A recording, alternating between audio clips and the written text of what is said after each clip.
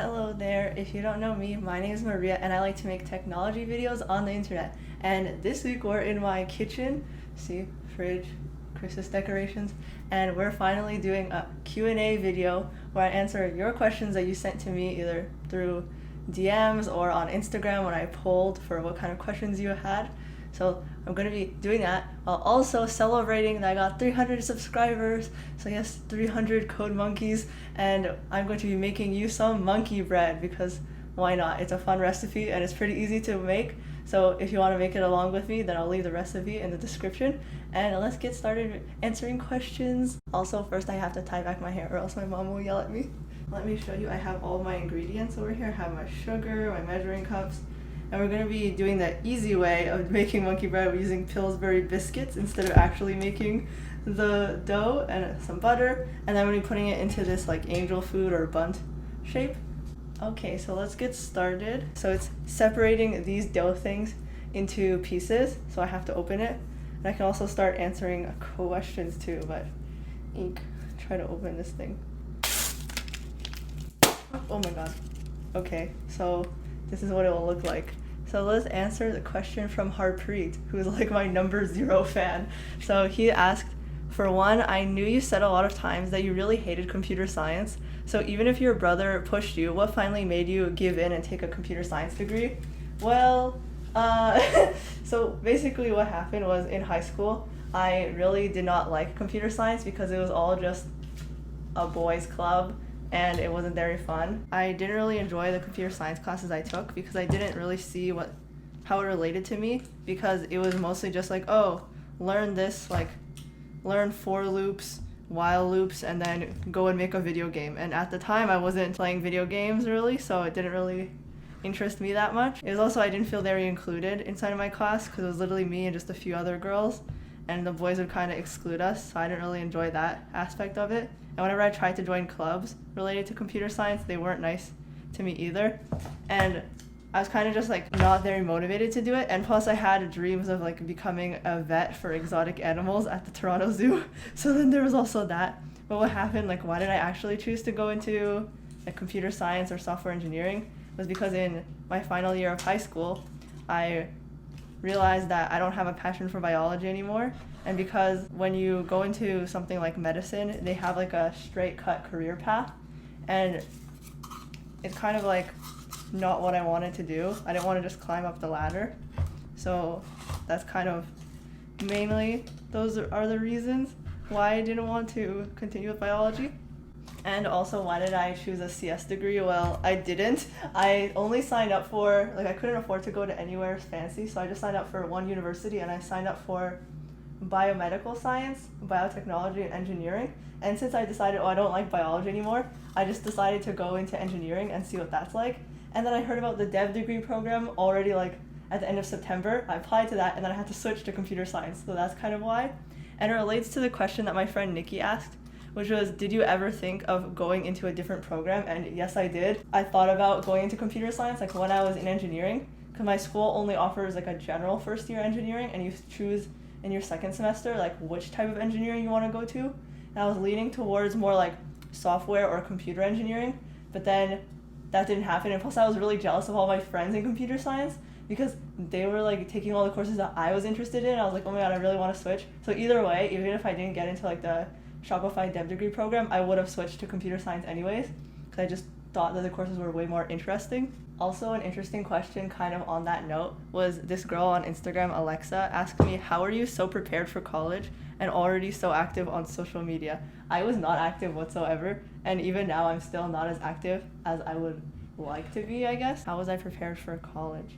I don't know. I think it was just because in grade 12 I took a computer science class, just because I was fine, I'll just try it out. What else am I supposed to be doing?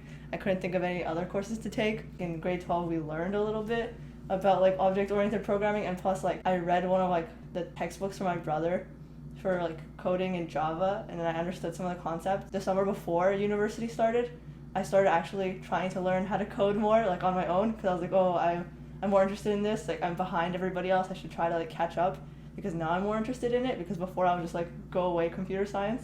But that's kind of why, but I wasn't even very prepared. Sure, I did well, but that's just because like I knew coding a little bit. Like it wasn't like a huge change for me. So I guess that's why. So Harpreet also asked me, how does it feel being a female in such a male dominated field? And how did you feel at Shopify, especially being a new computer science student? Was it overwhelming? And if so, how did you deal with it? Okay. Well, those are kind of two questions in one. But yeah, how does it feel to be a female in computer science? I think it's different for everybody, but it's also like it's a good and a bad thing because yes, it's nice to like make more female representation in this in science and technology and engineering, math, like STEM fields, but it is hard because you don't have a lot of females in your classroom, and like growing up you don't have a lot of people to look up to, so it is hard to see yourself and to see that you can be successful, especially a lot of, let me wave my knife, a lot of females, they always are saying, oh yeah, I always knew like that I wanted to be in engineering because I was always good at math. And then I never felt that way for me because growing up I never was interested in math because in Canada, like most elementary schools, what they focus on is teaching English because everybody is from a different country basically. Not a lot of people are born in Canada, or if you are, then you're like, your parents were not born here. So they focus on English, and a lot of my teachers would just sometimes like skip math lessons or like just not be good at teaching math, so they didn't make me really love it. And then in high school is when I actually started enjoying it, but it was still always challenging. Like, it was never something that came easily to me. It's always something that I had to work at. So I never felt like, oh yeah, I'm definitely like going to go into like engineering or physics or something. I always thought, okay, like maximum for me would be like an English major or maybe biology, something like that, because those are the things that I was just like more naturally good at. Yeah, that's kind of why I wanted to go into computer science or like engineering. It was because I wanted a challenge, because I didn't want to just like, first of all, like climb up the ladder of how everybody else does everything. Like, oh, you have to do this school, then you have to go to med school, then you have to do this, and this. I wanted to like be able to go around like you can in computer science. And also I wanted to challenge myself because I was like, what are the two things that I'm bad at? Computer science, physics, and also math is the third thing. So I was like, okay, let's do that. Let's do engineering, let's do computer science. Then that's kind of what happened. And yeah, how did it feel at Shopify being a new computer science student? Was it overwhelming? Yes, it was, but also I have to like give credit to the dev degree because they like give you 8 months of like the training path where they actually try to train you so that like the jump isn't too hard when you go on your first team. But definitely all of us struggled with especially like how to use Git, like how to use GitHub and like all those rebases, because when you work on your own project, you don't have to deal with all this stuff with like multiple people working on something together. But then when you're working on a team, you do have to deal with that. And there's like all these new like culture shocks, like, oh, you have to have team stand-ups. Oh, you have to like go and talk to this other person, ask them about this and that. And it's a big difference. But feeling overwhelmed about it is like you have to talk through it. Like I got a mentor and like he was super helpful to talk to and just super nice. And like my teammates were all super nice. And then they just helped me get through it. Like if you show that you're like humble and that you're like, okay, I'm very dumb, please help me, I don't know how to do this, they will help you. Don't worry about going onto your first team, it's fine. Okay, so now what I'm gonna try doing is, we have all those biscuits cut into quarters. Let me show you my nice stack. So what you do with these, if you want to make monkey bread, is you have a plastic bag, whatever size, and then you put some granulated sugar, so like the white sugar, and you take a half cup of that. And then I'm also going to take 1 teaspoon, or was it tablespoon? I don't know, teaspoon probably, of cinnamon. We can always put more if we want. So you put that. So yeah, I have my cinnamon here. Also, another question I got from this guy from Shopify, Prince, he asked me cinnamon or cardamom.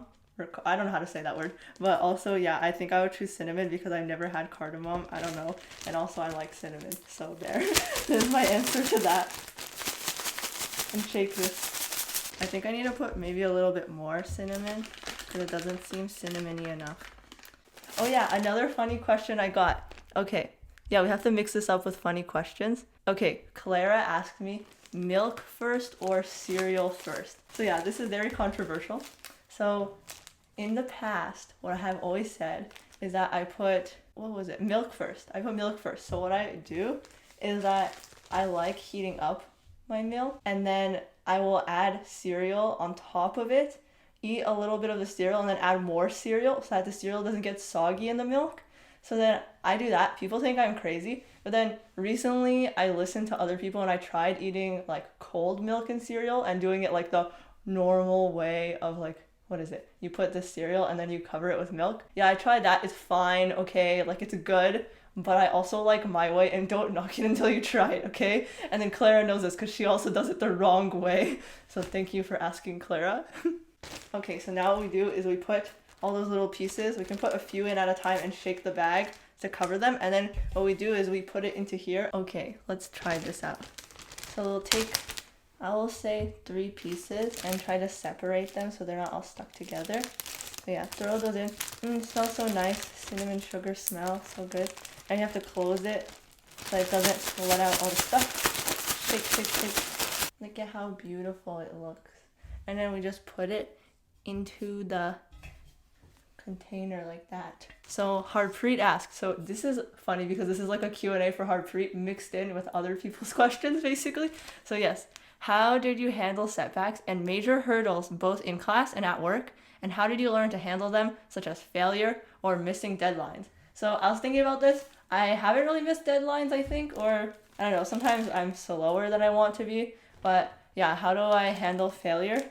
Not well, I guess. Like sometimes you just have to cry a little bit, I would say. Go, like my mom says, if you're mad at something, go scream into the toilet and then flush it. And that's what she always says. But failure, I think you just have to learn that it's just life, and that in 1 month from now or 1 year from now, it's not going to be a big deal. Like for instance, like this course that I was taking this semester, I worked super hard for it, and then like all of us ended up with getting D's, but then they all got curved to like C's or B's.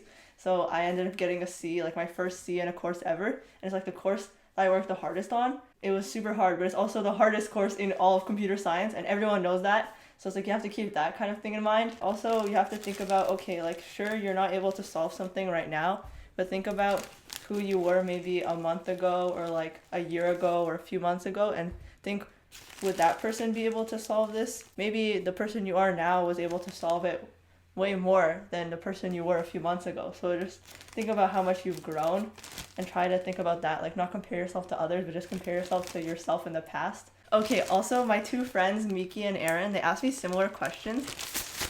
Let me shake this first. So Miki asked, do you ever get overwhelmed and how do you deal with it? And then Aaron asked, what do you do when you feel burnt out? So actually I'm going to make a video about me being burnt out because that was a huge problem in the past few months. But do you ever feel overwhelmed?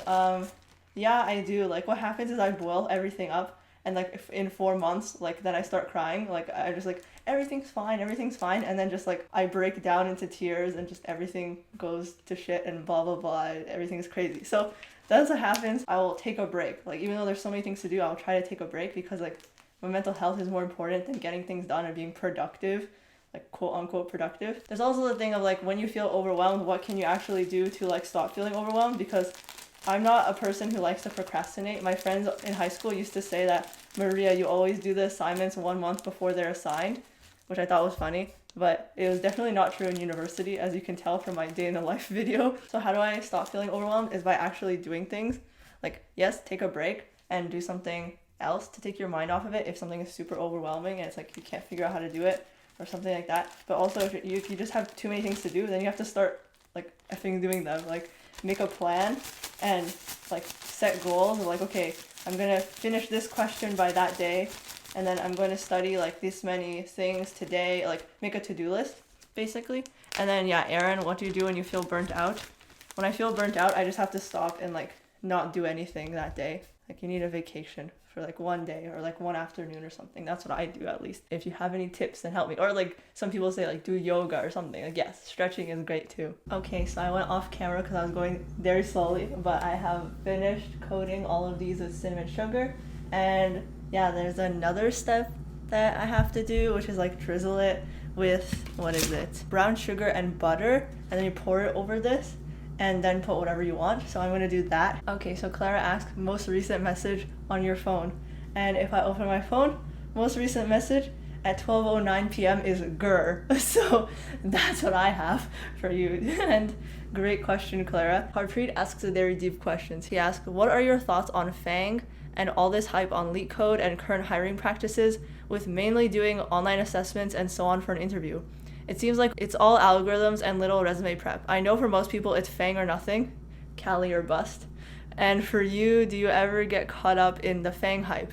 And he says FANG is Facebook, Apple, Amazon, Netflix, and Google. So it's kind of funny, but actually I prefer not FANG. I prefer, what is it, Fat Man Slut? That's a better acronym, but no, I don't really care about that. I think the hype is around working at big companies. Before, I kind of thought that working at smaller companies would be cool, like medium size would be interesting. But then once I started trying to work with a small company, then I'm just like, oh, okay, like it's not as interesting as I thought it might be. Like maybe it is with the team, I don't know. Like depends on the company, but I think what's cool about working at a big company is that you get to do things that you wouldn't get to do at smaller companies because things are at scale. Like why would it be interesting to work at Facebook? It's because there are like billions of users, which is really cool because then it's like, say you work in data engineering, like working with that much data is very interesting. It's like, how do you like move that data from one thing to another? How do you keep it secure? All that kind of stuff. Yeah, I don't really know. I guess those companies are cool and all, but it's not what I really care about. It's more about,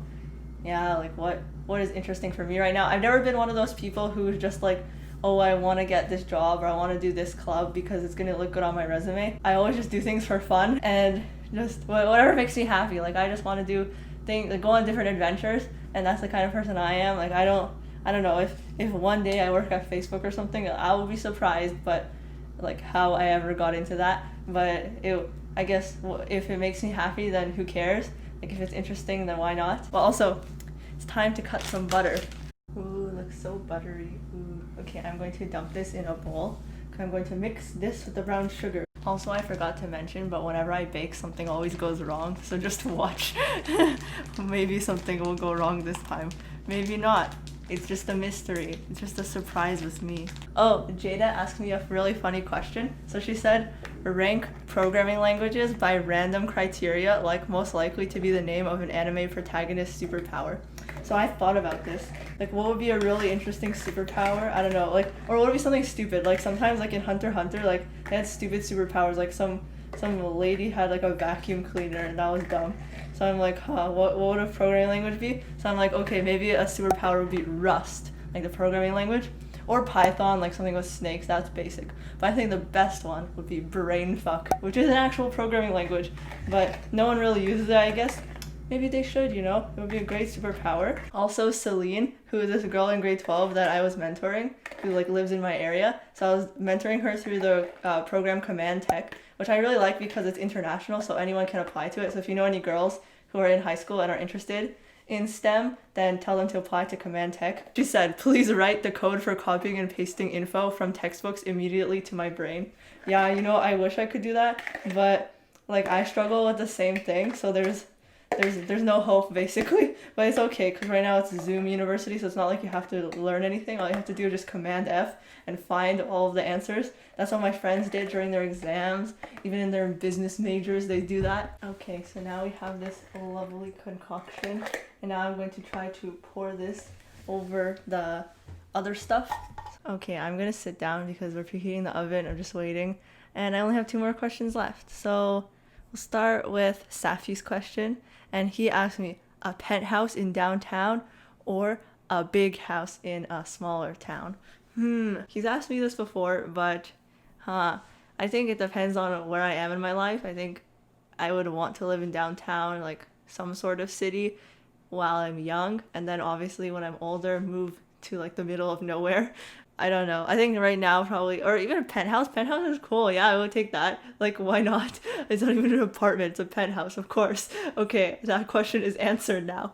And I wanted to end off this video with a cute question that my friend Liran asked me. He's the one from the video that I did, like computer science kids visit the woods. So he's the one that I make fun of in the entire video. So he asked, why do you make videos? And where do you get your ideas for videos?